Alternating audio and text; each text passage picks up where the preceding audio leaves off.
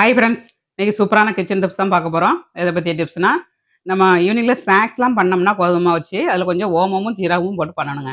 Taste அட்டகாசமாக இருக்கும். Try பண்ணி பாருங்கள். ஸ்நாக்ஸ் பண்ணதுக்கு தேவையான பொருட்கள்லாம் எடுத்து வச்சுருக்கேன். ஆட் பண்ணிடலாம். ஒரு பவுல் கோதுமை மாவுங்க. எந்த அளவுக்கு ஸ்நாக்ஸ் தேவையோ அதுக்கு வந்து எடுத்துக்கோங்க.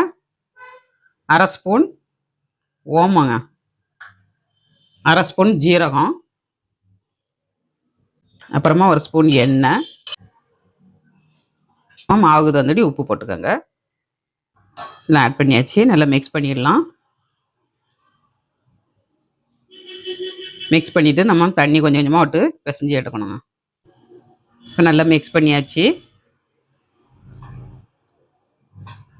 தண்ணி கொஞ்சம் கொஞ்சமாக தொளிச்சு நம்ம பிசைஞ்சிக்கலாம். நம்ம சப்பாத்தி மாவு பிசையும் பாருங்கள், அந்த மாதிரி பிசைஞ்சிக்கணும்.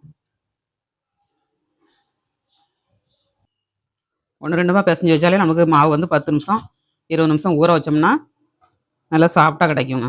அது இல்லைன்னா சோமாஸ் பண்ணுவோம் பாருங்க, இந்த மாதிரி கட்டிங் வச்சு கட் பண்ணிக்கோங்க. ரெண்டையுமே வச்சு கட் பண்ணலாம்.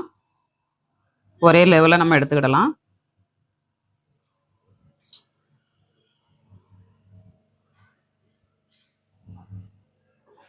டைப்பில் கட் பண்ணிக்கோங்க. அதுக்கு பிறகு சின்ன சின்னதாட்டு நம்ம கட் பண்ணிடலாம்.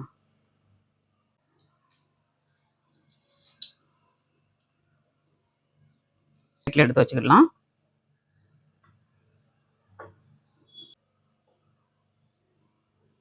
எல்லாத்தையும் கட் பண்ணி எடுத்தாச்சு. இப்போ எண்ணெய் ஆட் பண்ணிடலாங்க.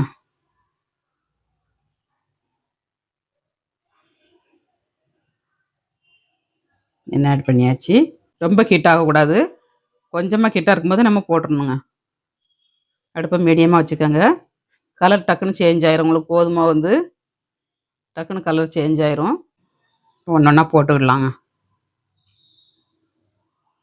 எண்ணெய் நல்லா ஹீட் ஆகிட்டுனா டப்புன்னு மேலே எழும்பி வந்துடும், கலர் சேஞ்ச் ஆயிரும். லேசாக கிளறி கொடுத்துக்கலாங்க. இப்போ உடச்சி காட்டுறோம் பாருங்கள், இவ்வளோ மொறுமொறுப்பாக இருக்குன்னு பாருங்க. சூப்பராக நொறுங்குதுங்க. வீடியோ முதல் ஸ்கிப் பண்ணாமல் பாருங்கள். வீடியோ பிடிச்சிருந்தா லைக் பண்ணுங்கள், ஷேர் பண்ணுங்கள், கமெண்ட் பண்ணுங்கள். நாளைக்கு இன்னொரு டிப்ஸோடு பார்க்கலாம். பாய்.